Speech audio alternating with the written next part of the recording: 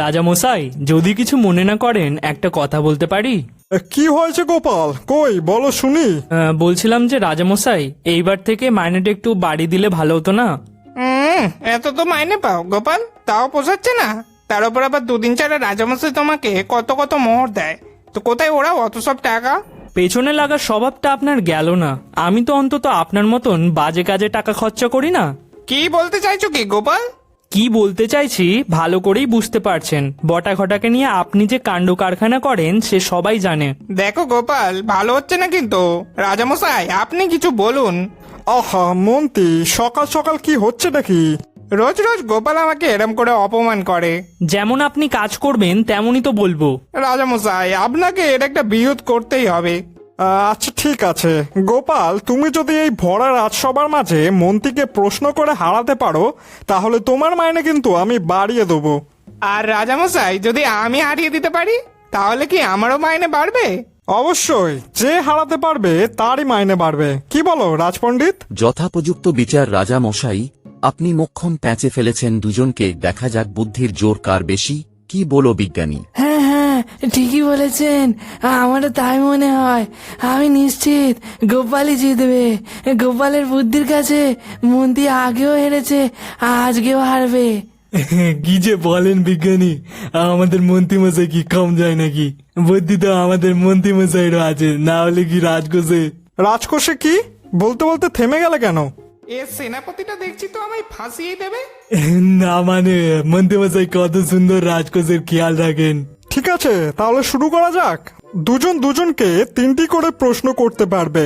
যে তিনটি প্রশ্নের উত্তর ঠিক দিতে পারবে সেই আসল বিজেতা হবে। যে কোনো প্রশ্ন ধরতে পারো। রাজামশাই আমি আগে ধরবো। প্রথম প্রশ্ন, বলো তো গোপাল, একটি ডিমকে কিভাবে মাটিতে ফেলবে এটাকে না ভেঙে?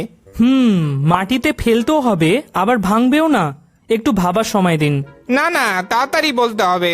ঠিক আছে, বটে, বুঝতে পেরেছি আপনার কথার প্যাঁচ। এর উত্তর হবে মাটি আগে থেকে শক্ত থাকে, এর ওপরে ডিম ফেললেও এটা ভাঙবে না। কিন্তু কি করে বুঝিয়ে দাও। দেখুন, আপনি ধরেছিলেন ডিমকে মাটিতে ফেলতে হবে এটা না ভেঙে। এখানে এটা বলতে ডিমও বোঝাতে পারে আবার মাটিও বোঝাতে পারে। আমি মাটিটাকে ধরেছি। চমৎকার, অসাধারণ বুদ্ধি। গোপাল, এবার তুমি তোমার প্রথম প্রশ্নটা করো। ঠিক আছে, বলুন তো মন্ত্রীমশাই, যদি কোনো বিমান ভারত আর পাকিস্তানের ঠিক সীমান্তে ভেঙে পড়ে তাহলে বেঁচে থাকা মানুষদের কোন দেশে দাহ করা হবে? ভালো করে ভেবে প্রশ্নটা করছো তো গোপাল? এর উত্তরটা কিন্তু আমি জানি।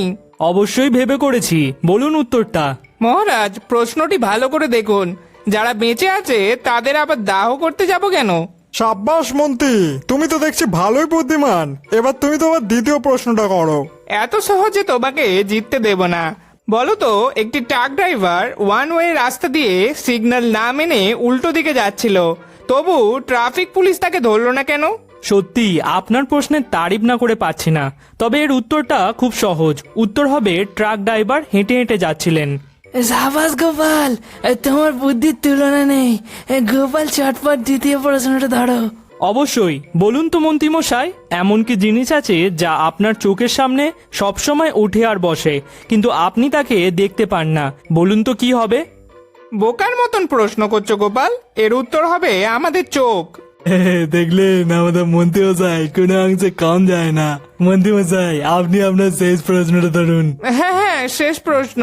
বলো তো, একটি মানুষ জলের ওপর দিয়ে কি করে দৌড়াতে পারবে? বাপরে, একটু ভাবতে দিন। পেয়েছি, যদি আমরা জলকে জমিয়ে বরফ করে দিই তাহলে তো অনায়াসে দৌড়াতে পারবো। এই না হলে আমাদের গোপাল, শেষ প্রশ্নটা এমন ধরো যাতে মন্ত্রী হেরে যায়। নিশ্চয়ই বেটা মন্ত্রী কোথাও থেকে প্রশ্নগুলো পেয়েছে। ঠিক আছে, আপনাকে প্যাঁচে ফেলার কায়দা আমার জানা আছে। বলুন তো মন্ত্রীমশাই, আমার বাবার বোনের বাবার ছেলের মেয়ে আমার কে হবে? এ আবার কি প্রশ্ন? গোপাল, তুমি কি ইচ্ছে করে আমাকে পেঁচে ফেলার চেষ্টা করছো? কি জানি কি উত্তর হবে, কাকিমা নাকি? আজ্ঞে না, এর উত্তর হবে আমার বোন। এবার বলুন তো কোথা থেকে আপনি এসব প্রশ্ন জানতে পেরেছেন? আসলে তোমাকে হারানোর জন্য এই কদিন ধরে আমি হাইফাই কুইজের ভিডিও দেখছিলাম। চমৎকার বানাই ভিডিওগুলো। তাই তো বলি, আপনার মাথায় এত বুদ্ধি এলো কোথা থেকে। আমিও তাহলে আজ থেকে হাইফাই কুইজের ভিডিও দেখব। আর আপনারা সাবস্ক্রাইব করেছেন তো, ভিডিওটায় লাইক দিয়ে অবশ্যই সাবস্ক্রাইব করে দেবেন। আমি শীঘ্রই ফিরছি আর একটা ভিডিও নিয়ে।